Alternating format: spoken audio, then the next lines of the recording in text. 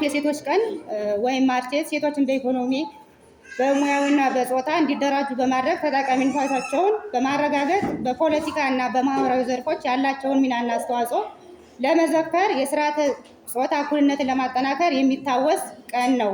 በኢኮኖሚ ዘርፍ ሴቶች የስራ ዕድል እኩል ተጠቃሚ እንዲሆኑ በንብረት የመጠቀምና የፋይናንስ አገልግሎት ተደራሽነትን ማጠናከርና በንግድ ዘርፍ ተሳትፏቸው እንዲጨምር መስራት አስፈላጊ ነው። በፖለቲካው ዘርፍ ሴቶች በአመራርና ውሳኔ ሰጭነት ቦታዎች ወይም ደረጃዎች ላይ ተሳትፏቸው እንዲጨምር በሕግና በፖሊሲ ማዘጋጀት ሂደቶች ንቁ ተሳትፎ እንዲኖራቸው ማበረታታት ያስፈልጋል። በማህበራዊ ዘርፍ ሴቶች ከሁሉም አይነት መድሎና ጉዳት በነፃነት እንዲኖሩ የትምህርትና የጤና አገልግሎት እኩል እንዲያገኙና ማህበራዊ ሚናቸው ጎልቶ እንዲወጣ መስራት ይገባል። ሴቶችን ማብቃት የቤተሰብ የማህበረሰብና የሀገር ልማት መሆኑን በመገንዘብ ለእኩልነት፣ ለፍትሃዊነት፣ ለዘላቂ ልማት በጋራ መረባረብ ይጠይቃል። ይሁንና ባለፉት ዘመናት ሴቶች ከወንዶች ጋር እኩል እድል መስጠት የሚገባቸው ሰብአዊና ዲሞክራሲያዊ መብት የተገደቡ መሆናቸው በሴቶች ላይ ከፍተኛ ጉዳት ሲያስከትሉ ቆይተዋል። ለአብነት ያክል ከፍተኛ የሆነ የጉልበት ብዝበዛ፣ ረጅም ለሆነ ጊዜ ስራ መስራት መገደድ፣ የተሻለ ክፍያ ያለመኖር፣ የመምረጥና የመመረጥ እንዲሁም የማስመረጥ መብታቸው አለመከበር የመሳሰሉትን መጥቀስ ይቻላል። በ1990ዎቹ ተንሰራርቶ የነበረው ይህ ግፍና በደል በሴቶች ዘንድ ከፍተኛ የሆነ የውይይትና የክርክር መንስኤ ሆኖ ነበር። ይህ አመለካከት ያሉታዊ ማህበራዊ ወገኖች እና የስርዓቱ አሰራር ያደረሰው በደልና ጭቆና ሴቶች ከፍተኛ ንቅናቄ እንዲሁም ለውጥ እንዲያነሱ ከፍተኛ ግፊት በመፈጠሩ እንደ አውሮፓውያን አቆጣጠር በ1908 በሴቶች ላይ የሚደርስ ጭቆናና ግፍ ያንገሸገሻቸው 15,000 የሚሆኑ ሴቶች ዝቅተኛ የስራ ሰዓት፣ የተሻለ ክፍያና የመምረጥ መብታቸው እንዲከበርላቸው ለመጠየቅ በኒውዮርክ ከተማ ሰልፍ ወጡ። የሴቶች ቀን እንደ አውሮፓውያን አቆጣጠር በ1909 በአሜሪካ ሶሻሊስት ፓርቲ ውሳኔ መሰረት ለመጀመሪያ ጊዜ በብሔራዊ ደረጃ በአሜሪካ ተከበረ። በቀጣይ ዓመት በኮፐንሃገን በተካሄደ ሁለተኛ ዓለም አቀፍ ኮንፈረንስ ላይ ክላርዘንቲግ የተባለች የጀርመን ሶሻሊስት ፓርቲ የሴቶች ጽሕፈት ቤት መሪ በዓለም ላይ የሚገኙ ሴቶች ፍላጎታቸውን በሚገባ ማንጸባረቅ እንዲችሉ ዓለም አቀፍ የሴቶች ቀን እንዲከበር ሀሳብ አቀረበች። ይህም በጉባኤው ተሳታፊዎች ዘንድ ከፍተኛ ተቀባይነት አገኘ። በኮፐንሃገን የተደረሰበትን ስምምነት ተከትሎ ዓለም አቀፍ የሴቶች ቀን ለመጀመሪያ ጊዜ በአውስትራሊያ፣ ጀርመን እና ስዊዘርላንድ እንደ አውሮፓውያን አቆጣጠር በ1911 ማርች 19 ወይም 19 ተብሎ ተከበረ። በዚህ ስነ ስርዓት ላይ ከ1 ሚሊዮን በላይ የሚሆኑ ሴቶችና ወንዶች የሴቶችን የመስራት፣ የመምረጥ፣ በህዝብ መስሪያ ቤቶች ውስጥ ተቀጥሮ የመስራት መብት እና ሌሎችንም እንዲከበሩና በሴቶች ላይ የሚፈጸሙ ጭቆናዎች እንዲቆሙ የተለያዩ ንቅናቄዎች አካሄዱ። እንደ አውሮፓውያን አቆጣጠር በ1913 በተካሄዱ ውይይቶች መሰረት ዓለም አቀፍ የሴቶች ቀን በየዓመቱ ማርቼት እንዲከበር ውሳኔ ላይ ተደረሰ።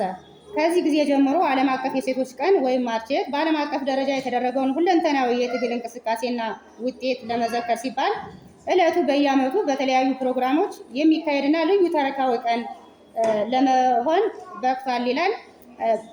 በኢትዮጵያ ከዓለም ተሞክሮ የተለየ ባለመሆኑ ሴቶች ከወንዶች በተለየ መልኩ በሚደርስባቸው የስራ ጫናና መድሎ ምክንያት ዝቅተኛ የልማት ተሳታፊና ተጠቃሚ እንዲኖራቸው አድርጓል። በሀገራችንም ባለፉት 50 ዓመታት ዓለም አቀፍ የሴቶች ቀን ምክንያት በማድረግ በሴቶች ላይ ያሉ ጫናዎች፣ መብትና ደህንነቶች ለመከላከል እና ለማስቆም በተሰራው ስራ የሴቶችን ተሳትፎና ተጠቃሚነት እንዲሁም መብትና ደህንነት ላይ ለውጥ እንዲመጣ የራሱን አስተዋጽኦ አበርክቷል። የዘንድሮ ዓለም አቀፍ የሴቶች ቀን ወይም ማርቼት በዓለም አቀፍ ደረጃ ለ115ኛ ጊዜ፣ በሀገር አቀፍ ደረጃ ለ5ኛ ጊዜ፣ በክልላችን ለ31ኛ ጊዜ፣ በወረዳችን ደግሞ ለ7ኛ ጊዜ የሴቶች ድምፅ ለእኩልነትና ለበለጸገች ኢትዮጵያ በሚል መሪ ቃል እየተከበረ ያለበት አግባብ ነው ያለን። ከታሪካዊ አመጣጡ ምንድነው ማርቼት ብለን ስናነሳ የመጀመሪያው የማርቼት ታሪካዊ አመጣጥ እና በኢትዮጵያ መከበር ይላል። ዓለም አቀፍ የሴቶች ቀን ወይም ማርቼት በጾታ ምክንያት የሚደርስባቸውን ጭቆና ለመታገል ያደረጉት ተጋድሎ ለማስታወስ በ1908 እንቅስቃሴ የተጀመረ ይላል እንደ ሀገር። በ1911 መከበር የጀመረ ሲሆን ለዚህም በግንባር ቀደምነት ይጠቀሳል። በኢትዮጵያ በታላቅ ድምቀት መከበር የጀመረው ከየካቲት 1966 ጀምሮ እንደ ሀገር የተከበረበት አግባብ እንዳለ ነው የሚያስቀምጥ። ከህዝባዊ አብዮት በኋላ ማለትም በ1968 ነበር። ይህም ሴቶች ከማጀት ወጥተው የትግል ተሳታፊና አንቀሳቃሽ ሞተር እንዲሆኑ በር የከፈተበት አግባብ አለ። በኢትዮጵያ የማርችየት አከባበር ታሪክ ባለፉት 10 ዓመታት ውስጥ የሀገሪቱን የፖለቲካ መልክና የሴቶች ሁለንተናዊ ተሳትፎ የሚቀኝ ሕያው መስተዋት ሆኖ ቆይቷል። ይህም ጉዞ ዝም ብሎ የመጣ ሳይሆን በየዘመናቱ የነበሩ የትግል ጭብጦችን በማንገብ ከቤት ውስጥ መገለል ከፍተኛ የመንግስት አመራርና የተደረገ የጽናት ጉዞ ነው ይላል። ምናልባት የመገለልና የጥያቄ ዘመን ብለን የምናስበው ወይም የምንለው ከ1966 ዓመተ ምህረት በፊት የነበረው ወይም በአፄ ኃይለ ሥላሴ ዘመን ማርችየት በይፋ ባይከበርም የሴቶች ትግል ጭብጥ አድርጎ በዋናነት እኩልነትና ሰብአዊ ክብር ላይ ያተኮረ ነበር። በወቅቱ የነበረ ስርዓተ መንግስት ሴቶችን ከፖለቲካ ዓለም አግልሎ የነበረ ቢሆንም እንደ ማርታ መብራቱ ያሉ ቆራጥ ተማሪዎች መሬት ላራሹ ከሚለው ህዝባዊ ጥያቄ ጎን ለጎን የሴቶችን ሁለተኛ ዜግነት የሚቃወም ጭብጦችን በአደባባይ ማንገብ የጀመሩበት ነበር ይላል። በወቅቱ የነበሩ የበጎ አድራጎት ማህበራትም ትኩረታቸው ማህበራዊ አገልግሎትና የበጎ አድራጎት ተሳትፎ ላይ ብቻ እንደነበር የተቀመጠበት አግባብ ነው ያለ። ሌላኛው የአብዮትና የመደራጀት ምዕራፍ ከ1966 እስከ 1983 ያለው ነው። ይህ ደግሞ ወታደራዊ ደርግ ስልጣን ሲይዝ ዓለም አቀፍ የሴቶችን ቀን ወይም ማርችየትን በይፋ መከበር የጀመረበት ሲሆን የዘመኑ ዋነኛ ጭብጥ የነበረው ሴቶች ለአብዮት ስኬትና ትጥቅ ለነፃነት የሚሉ ነበሩ። በወቅቱ የተመሰረተው የአብዮታዊ ኢትዮጵያ ሴቶች ማህበር ወይም አሴማ ሴቶችን ለመጀመሪያ ጊዜ አደባባይ ሲያወጣ ጭብጦቹ በዋናነት መሰረተ ትምህርት ማስፋፋትና ለእናት ሀገር ጥሪ ዝግጁ መሆን ላይ ያተኮረ እንደነበር ነው የሚያሳይ። ይሁን እንጂ በሌላ በኩል በረሃ የወጡ ሴት ታጋዮች በዲሞክራሲያዊ ትግል እኩልነት ማረጋገጥ የሚለውን መርህ ይዘው የትጥቅ መስዋዕትነት በመክፈል ለዛሬ ስርዓት መሰረት ጥለው አልፈዋል ማለት ነው። ሌላኛው ወይም ሶስተኛው ህገ መንግስታዊ ዋስትናና የውክልና እድገት ከ1983 በኋላ የነበረውን ነው። ከ1983 በኋላ ዓለም አቀፍ የሴቶች ቀን ወይም ማርችየት ፋይዳ ከበዓልነት ባለፈ ወደ መዋቅር ለውጥ ተሸጋግሯል። የጭብጦቹ ትኩረትም ከፖለቲካዊ ቅስቀሳ ወደ ህገ መንግስታዊ መብትና ያሉታዊ ድጋፍ ወይም አፈርማቲቭ አክሽን የተሸጋገረበት አግባብ እንዳለ የሚያስቀምጥ በተለያዩ ዓመታት የተከበሩ በዓላት የሚከተሉ ቁልፍ ጭብጦችን አንግቦ ሲንቀሳቀስ እንደነበረ የሚያስቀምጡበት ሁኔታ አለ። የመጀመሪያው ኢኮኖሚያዊ ተጠቃሚነት ነው። ኢኮኖሚያዊ ተጠቃሚነት ስንል የሴቶችን ኢኮኖሚያዊ ተጠቃሚነት ለሀገር እድገት በሚል መሪ ቃል ሴቶች የመሬትና የንብረት ባለቤት እንዲሆኑ ተደርጓል። ሌላኛው ፖለቲካዊ ውክልና ነው። ፖለቲካዊ ውክልና ማለት የሴቶች በአመራርነት መሳተፍ ለዲሞክራሲያዊ ግንባታ በሚሉ ጭብጦች በፓርላማ የሴቶችን ውክልና ከ40 በመቶ ላይ የደረሰበት አግባብ እንዳለ ነው የሚያስቀምጥ። ሌላኛው ጎጂ ልማዳዊ ድርጊቶችን ማስወገድ ነው። ጎጂ ልማዳዊ ድርጊቶችን ማስወገድ ከጎጂ ልማዳዊ ድርጊቶች የጸዳች ኢትዮጵያን ገንባ በሚል ጭብጥ ያለ ዕድሜ ጋብቻና የሴት ልጅ ግርዛትን በመቀነስ ረገድ ህጋዊና ማህበራዊ ድሎችን በተሻለ ሁኔታ ያስገኘበት አግባብ እንዳለ ነው ለማስቀመጥ የተሞከረ። ሌላው የብሔራዊ መሪ ቃላት ዋና ምሰሶች ስንል የኢትዮጵያ እነዚህ መሪ ቃሎች ስትቀርጽ በአራት መሰረታዊ ጉዳዮች ላይ ትኩረት ታደርጋለች። የመጀመሪያው ቅድም ስለው እንደነበረ ኢኮኖሚያዊ ተጠቃሚነት ነው። ሴቶች በስራ እድል፣ በብድር አቅርቦት፣ በሀብት ባለቤትነትና በተለይ መሬት ያላቸው ድርሻ ማሳደግ እንዲችል የተደረገበት አግባብ አለ። ሌላኛው የአመራርነት የውሳኔ ሰጭ ሚና ነው። ሴቶች በፓርላማ፣ በፍትህ አካላት፣ በሰላም ግንባታ ሂደት ውስጥ ያላቸውን ተሳትፎ ማጠናከር ነው።